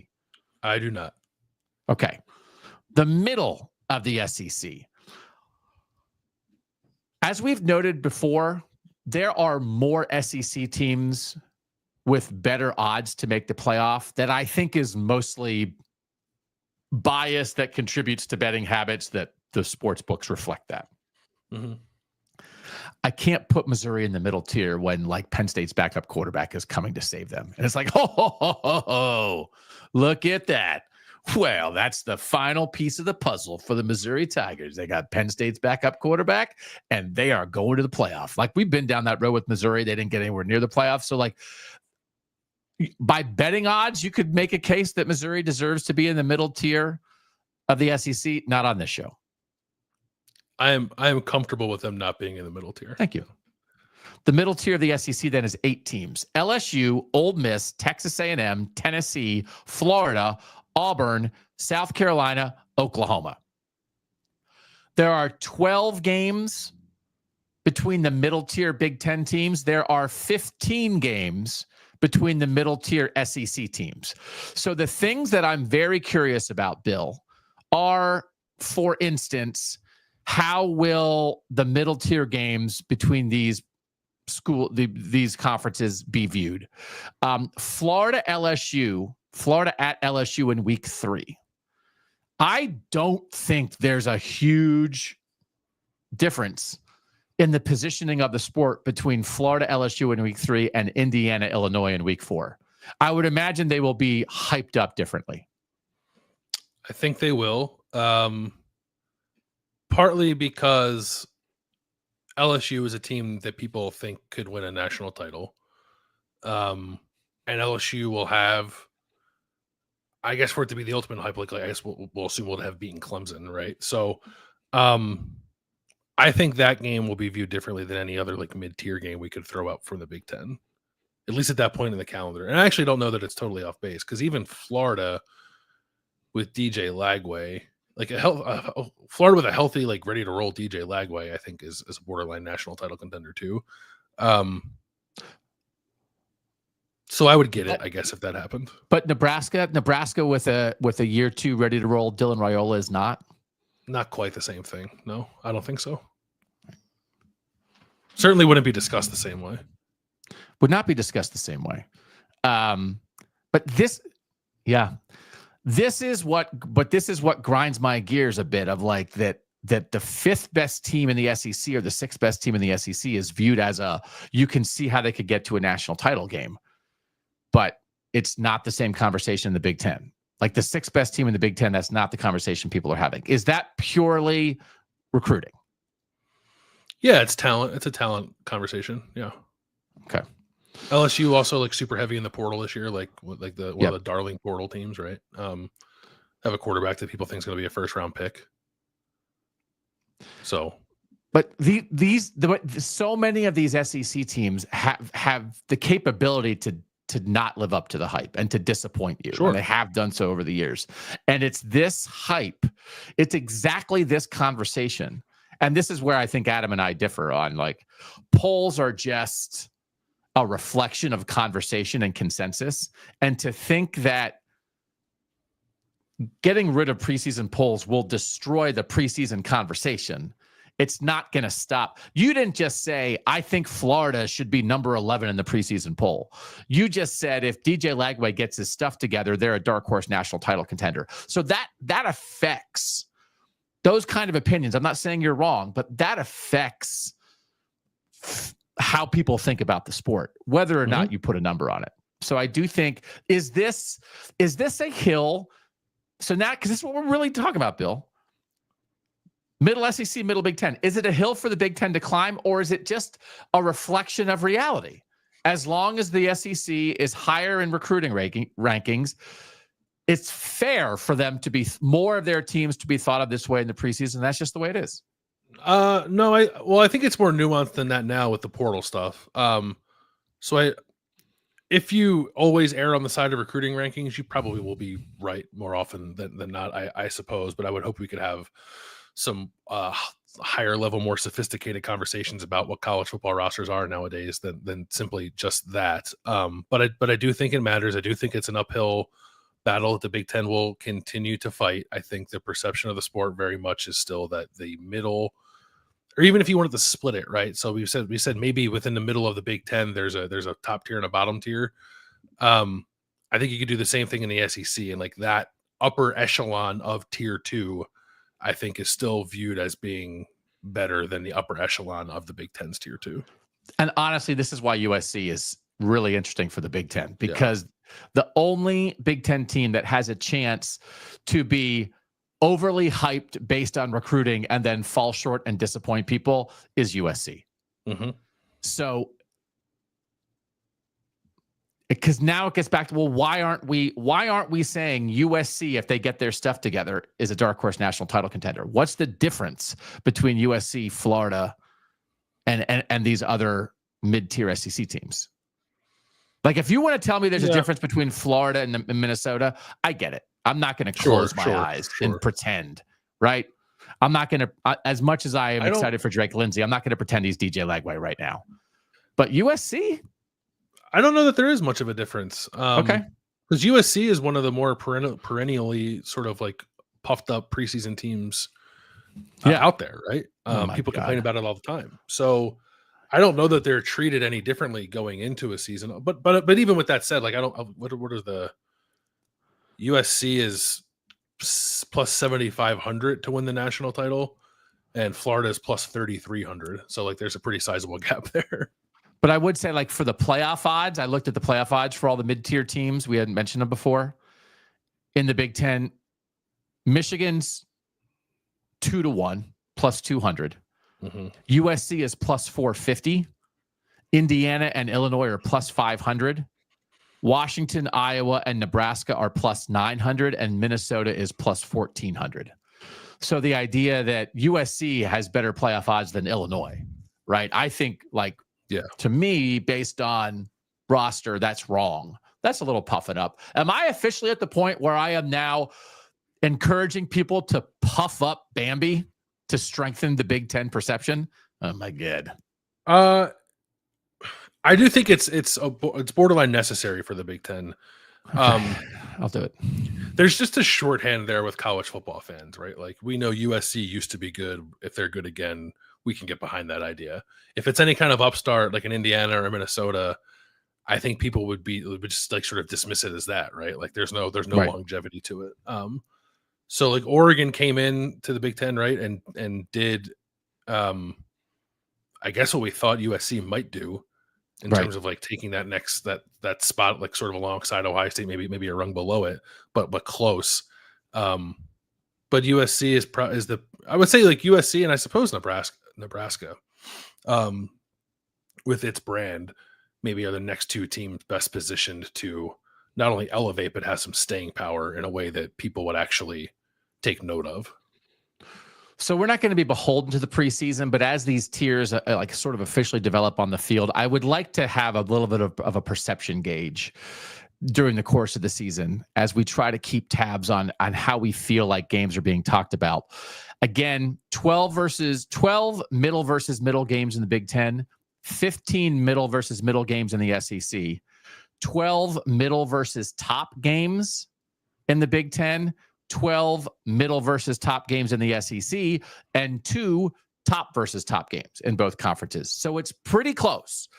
Mm-hmm. Like, based on, if we really think this, like the number of like big games or games that matter or pivot games is pretty similar. In totality, I looked at all 16 teams in the middle tier for these two conferences. How many middle or top games are they scheduled to play this year? Oklahoma has 7. So, like, if you're fired up for Oklahoma, their schedule is quite daunting. Yes. They're going to earn it. If they're going to be back, they're going to earn it. 7 for Oklahoma, 6 each for Florida, LSU, and Iowa. 5 each for South Carolina, Texas A&M, Ole Miss, Nebraska, and USC. 4 each for Tennessee, Auburn, Illinois, Michigan, Minnesota, Washington, and Indiana. So one of the things is there's 7 bottom teams in the Big Ten. There's only 5 in the SEC because they only have 16 teams. And there is just like a little bit of scheduling quirkiness, it feels like, where it just so happens that a lot of these teams that we think have a chance to be on the edge of the playoff race for the Big Ten are playing a bunch of games against Maryland, Purdue, Northwestern, and Rutgers. And that should be good to puff them up. Those teams, if they want to be something, need to go win them all. But it's just more of a quirk, or you almost expected more, Landis, right? Yeah, I think so. I didn't go through and see like how many from each played 5, but I did note that in the Big Ten, Iowa was the only one that played 6, and the SEC had 3 teams that played at least 6. Yes. Which I just think, and I'm giving people too much credit who have these conversations, but it would actually, if they bothered to look, it would back up their assertions. I think it contributes to the notion that the SEC is more of a meat grinder than the Big Ten. When you see that the schedules just sort of shake out the way that they have with some of these teams in the middle and what they would have to go through to get to the playoff.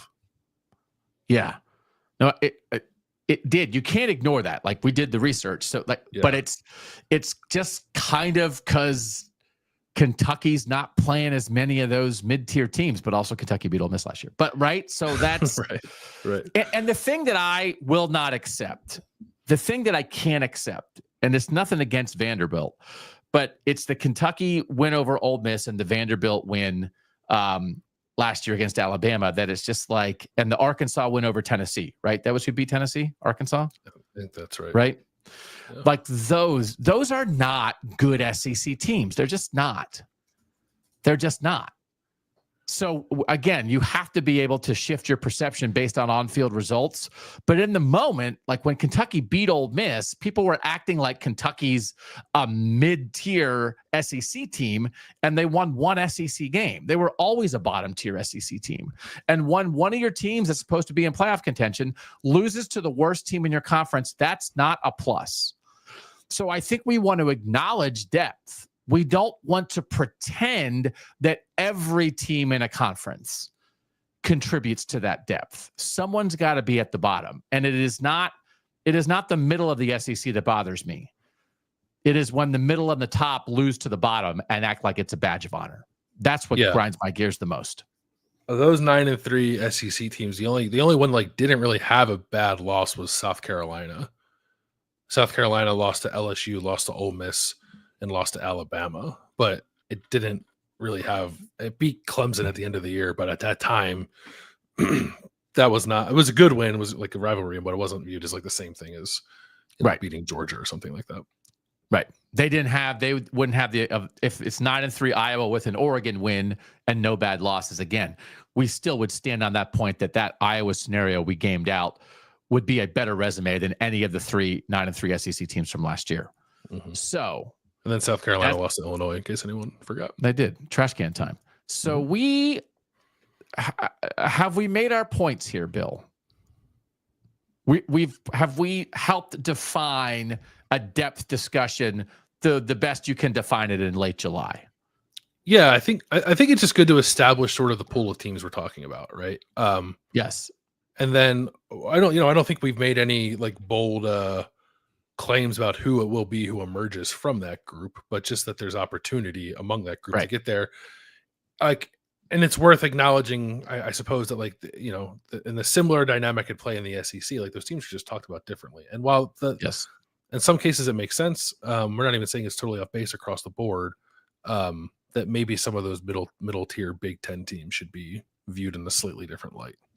And just so for this audience, as we get into camp and get into predictions and all these kind of things, this is what we mean. If we say something like, we think Washington has a shot to make the playoff, that means we've now defined what we think that means. Mm-hmm. So Nebraska has a shot, and Iowa has a shot, Minnesota has a shot, and Michigan and Illinois have shots, but they don't all have shots because they're not, but somebody has a chance to emerge there. So we've defined the depth. And again, just like there have been enough times covering the Big Ten for 2 decades where you could not have this conversation. It would have been blowing smoke to act like the 8th, 9th, 10th best team in the Big Ten actually has some stuff on the roster to get you excited. It just was not a reality, Bill. Just was not a reality. All right.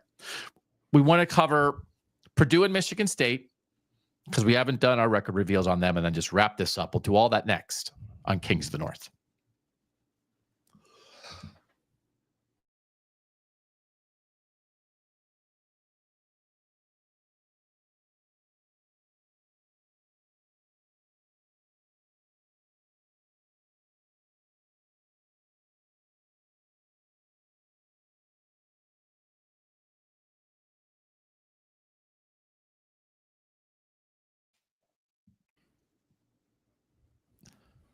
Doug Lesmerises and Bill Landis back. Thanks to everybody joining us in the YouTube chat today. Kind of a little robust audience here, Bill. We're excited for people to be fired up to talk ball on a Monday.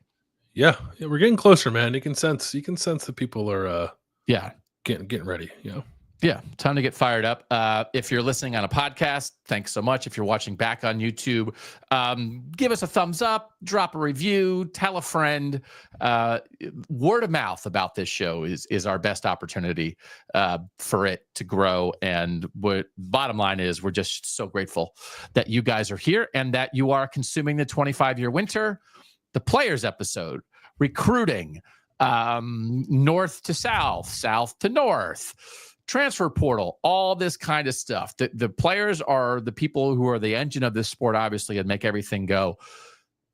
Between 1998 and 2022, how did that go as the North and South acquired talent? We will dive into that on episode 3 of the 25-year winter on YouTube in your podcast feeds, dropping on Tuesday morning. Purdue, Bill. Purdue. Mm-hmm.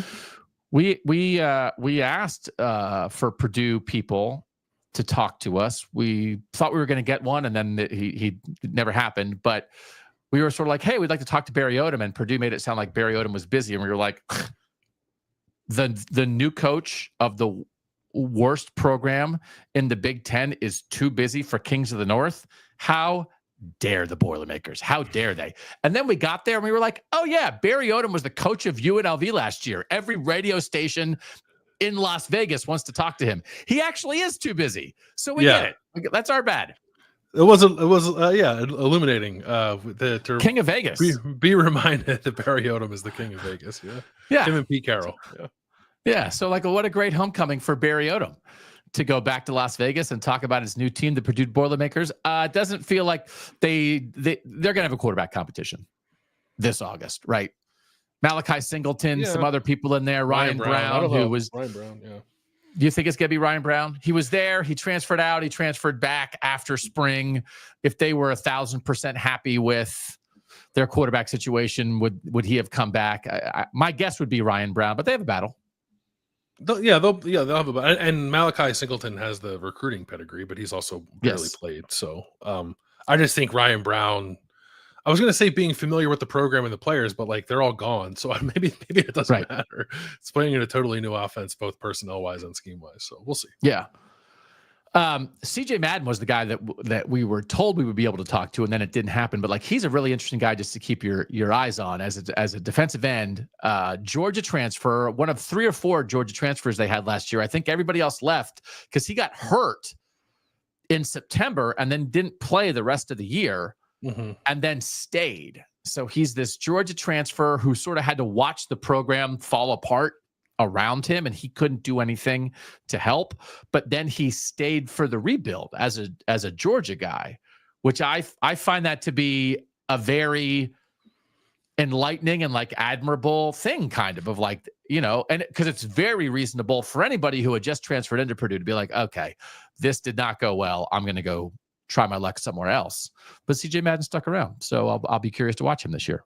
Yeah, and he'll be there's a number of guys on that roster that are sort of the variety that we've talked about in the past, which is former SEC guy who was a good recruit but hasn't really done much. Can he suddenly hit at a place like Purdue? Purdue needs a lot of that to happen. But if it did happen, then I don't know, maybe Purdue's a team that might push for a bowl game in a surprising way this year. 1-8, 3-9. That's what I've got Purdue. Yeah, I'm 2-10, 0-9. So okay. So anyway, all that stuff being said, they're just in a spot, right? Mm-hmm. They're in a spot, and they're at Northwestern. Could Could that be an opportunity for them? They play at Northwestern and Rutgers at home back-to-back in October, and I think that's the only chance they have to get 2 Big Ten wins. Yeah. Indiana at Washington, Ohio State at Michigan, at Minnesota, Illinois. Like good USC, home schedule. USC, Notre Illinois, Dame. Ohio State, and Indiana all come to Ross-Ade this year. Yeah. I've done that enough of like, man, fans should really be excited for all these good teams to come in and kick their team's butt this year. Then it's like, I just like the opportunity to be like, hey, we saw a bunch of good teams and we lost by 40 every time. So I wonder sometimes what fans actually want, because you can see some great players, but yeah, it's an exciting home schedule. It's also a daunting home schedule. So we're not expecting too much from Purdue, but we like Barry Odom. We do. And also stay tuned to KOTN for when Purdue just blows out Ball State and Southern Illinois, and they're sitting there 2-0, and Doug is telling Bambi he needs to watch out when he brings USC to Purdue on September 13th. Lock. We might try to do like betting locks this year. I'll be swinging my sword, Purdue plus 34.5 against USC. Swing my sword. Lock that down. Malachi Singleton in the back half of the fourth quarter leads 2 touchdown drives for a backdoor cover. Let's go, Barry Odom. All right. Michigan State is, I'm not going to say Michigan State is the most interesting team in the Big Ten. They're hard to define because we had said Wisconsin and Michigan State are probably somewhere between tiers 2 and 3. But if you're out on Wisconsin based on it hasn't worked, they blew up the offense, their schedule is incredibly difficult, I think it's pretty easy for many people to just think it's not happening at Wisconsin this year. Do you agree with that? Yes. Yeah. I don't think there are reasons to be out on Michigan State. You're just not sure when it's going to happen. But if Michigan State in the end is actually the 9th member of tier 2, I will not be shocked by that. Jonathan Smith is a winning coach. Aiden Childs is a super interesting quarterback. Nick Marsh is a true talent at receiver. There's still a defensive identity, I think, at that school, Landis. Mm-hmm. I think it was reasonable for us to not put Michigan State in tier 2, but I don't think there's a clear reason to doubt Michigan State. No, there's a chance that, again, like what is overcoming or exceeding expectations look like? I'd making a bowl game probably for Michigan State this particular year. I think they could do it. I didn't pick them to do it, but I think they could based on the schedule. And there's just like the ultimate X factor with Aiden Childs.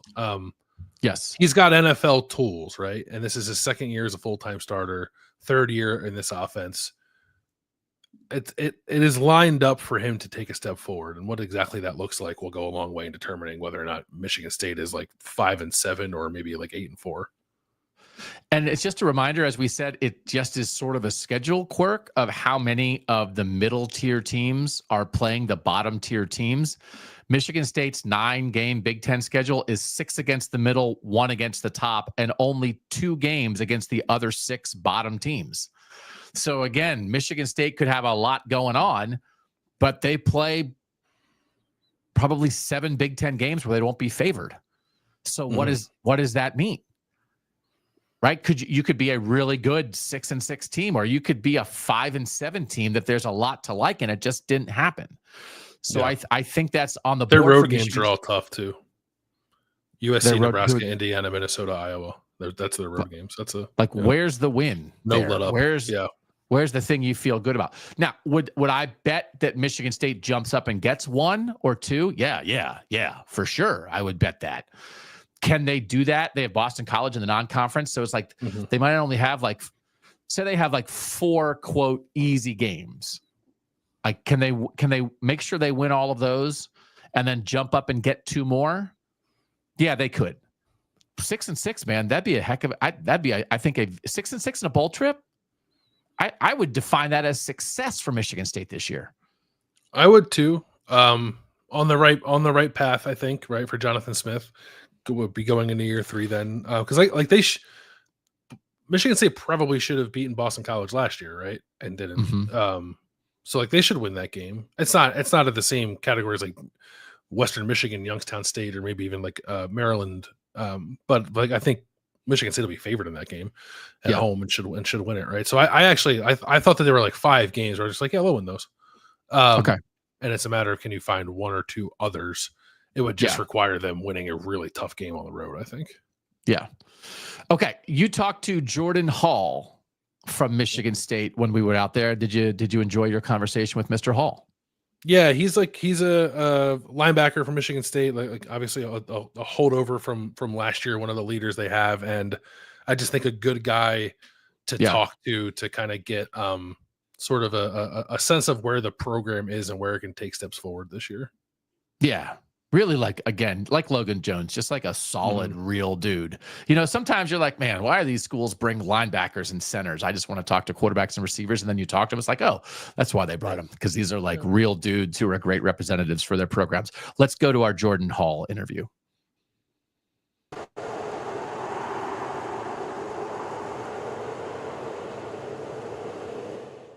When you look across the other side of the ball, when you're in practice and look at your offensive teammates, what excites you about what they have going on that side of the ball? Yeah, I mean, Aiden's is a great quarterback. He's kind of been growing as well as everybody throughout the summer workout, spring. So I'm excited about the year that he is looking at. And then we have a new kind of new receiving room, but a bunch of weapons for Aiden to utilize going into next year that I'm really excited about. Our running back room, it's really young, but it's a bunch of guys that want the ball and run hard. So I'm excited to see them. O-line, O-line, some new additions in there, some young guys that are going to contribute. And then, you know, honestly, I'm thrilled about the whole offense. You got tight ends, Jack Velen going into his last year. Really excited about him. And a mix of young guys also in there, Brendan Parachek. So I'm excited to see what our offense can put together going into fall camp and looking at that first game of the season. I know defensively, some of the things I saw coming off of last season from Coach Smith and others is you want to do a little better job of getting after the quarterback, maybe see the sack numbers, tackle for loss numbers go up a little bit. How do you go about doing that? Is it more schematic? Is it mindset? Is it bringing in guys with different skill sets? Like, how'd you guys attack that this offseason? Yeah, I mean, it's a mix of a bunch of things. A lot of it is just execution of whether it's execution of the call, execution of technique. You know, that's kind of the role that we've adapted to our defense this year of being technique oriented and being detail oriented, allowing ourselves to execute and putting offenses in situations where there are obvious passing downs where we can kind of get after the quarterback a little bit. So I said, thanks to Jordan Hall for joining us. I said I could see Michigan State jumping up and getting somebody, and then I didn't pick them to. I have them 2-7, 5-7, winning the 5 games that you outlined. All 3 non-conference, and then UCLA and is it UCLA and Maryland? Yeah, UCLA and Maryland in the Big Ten. And at Iowa, Penn State, at Minnesota, Michigan, at Indiana, at Nebraska, at USC. I just didn't give them any of them. And we have some people in the chat saying, like, there's just, like Christopher saying, someone's got to take these losses in the Big Ten. And you'd like Nick Marsh, like Aiden Childs, defensive identity, but I think 5-7 or 6-6 is in the right range. What do you have?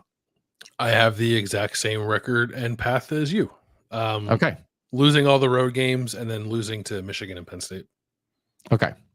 So Michigan State is certainly more than welcome to surprise everybody, but I think you can kind of see the path there.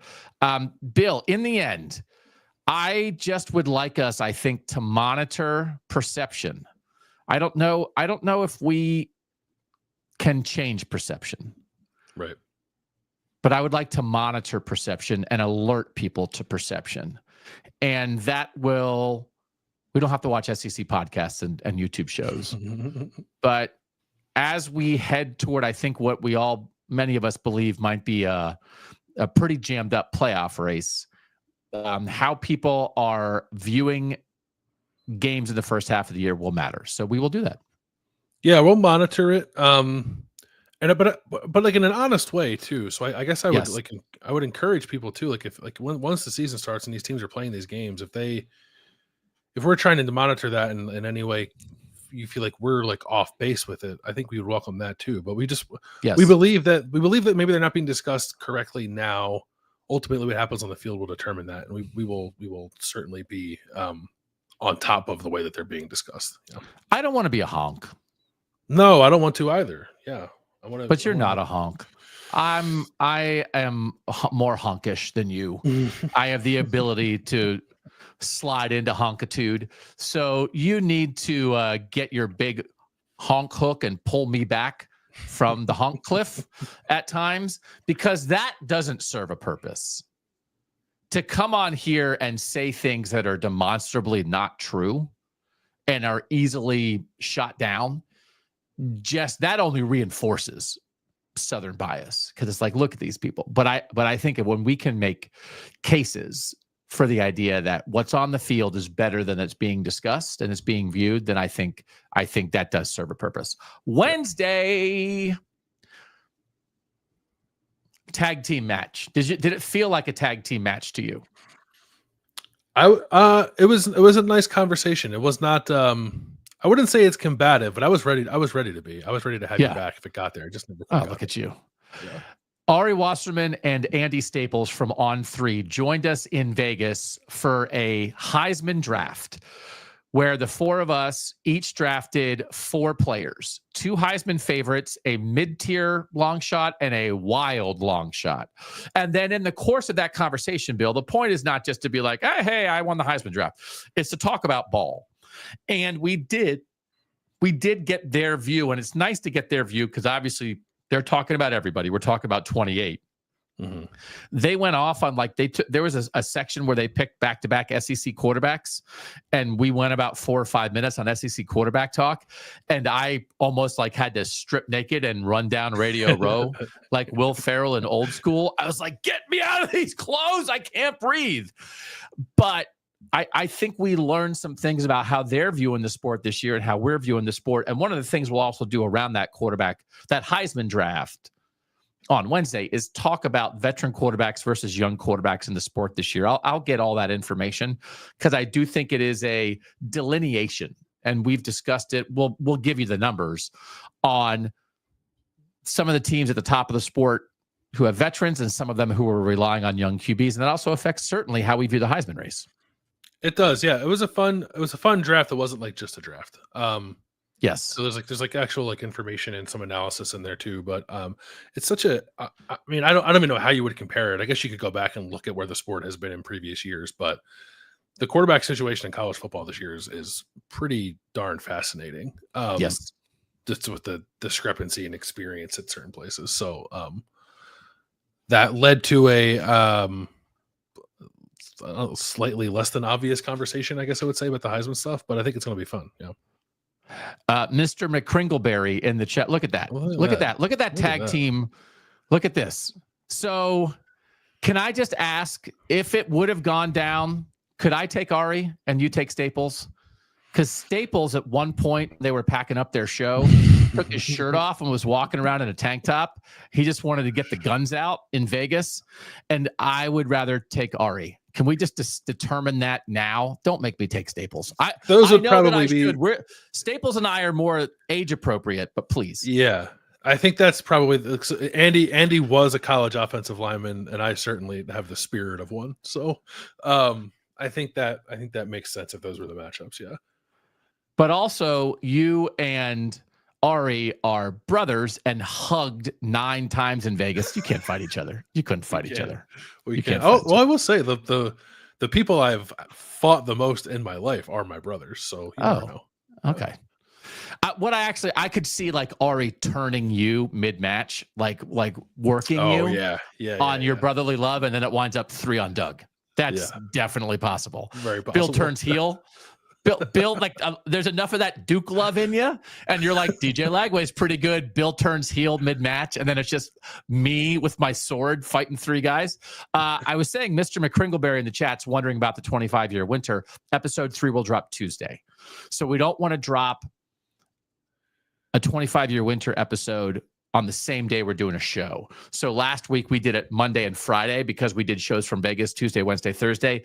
From now on, those shows will drop in the Tuesday and Thursday window between our Monday and Wednesday KOTN daily shows. So also on Wednesday, we asked a bunch of the players and coaches in Vegas what they were watching and what they were eating.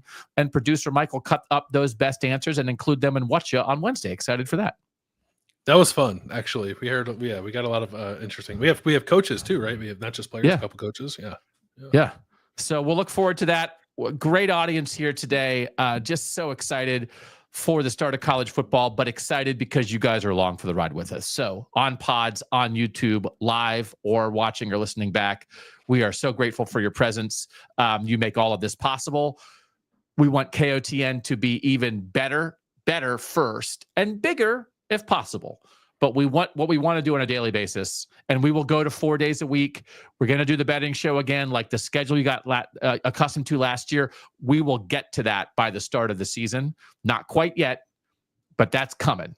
You're going to get sick of us because we're going to talk so much ball. TMB on KOTN. For now, thanks to producer Mike, who was cutting up video, who's dropping in photos, who's making beautiful graphics. He was on top of it in Vegas. He continues to be on top of it here as we are home. Thanks to you guys for now. We will see you Tuesday for episode 3 of the 25-year winter, Wednesday for another live show at noon Eastern on YouTube, Thursday, episode 4 of the 25-year winter. For now, he's Bill Landis. I'm Doug Lesmerises, and that was Kings of the North.